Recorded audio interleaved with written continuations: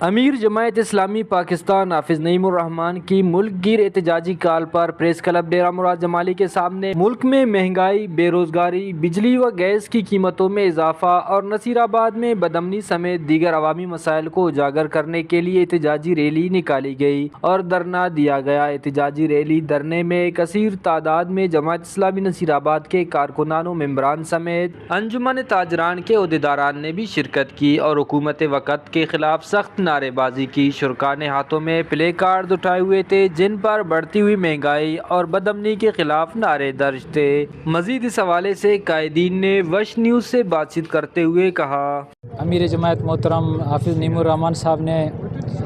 بجلی اور پیٹرول قیمتوں میں اضافہ کے خلاف پورے ملک میں احتجاج کی کال دی تھی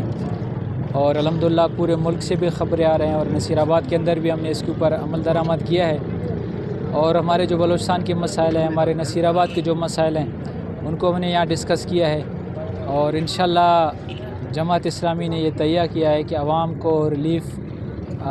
دیے بغیر ہم چین سے نہیں بیٹھیں گے اور اس وقت تک ہم یہ تحریک چلاتے رہیں گے جب تک یہ حکومت اس پر آمادہ نہ ہو کہ وہ عوام کے ریلیف کا کوئی کام کرے۔ امیر جماعت اسلامی پاکستان جناب حافظ نعیم الرحمان کے حکم پر یہاں پر نصیر آباد میں بھی احتجاجی مظاہرے کا اہتمام کیا گیا ہے۔ ان کا مین مقصد جو ہے بجلی کی بڑھتی ہوئی قیمتیں ہیں اور شہر میں بدامنی ہے،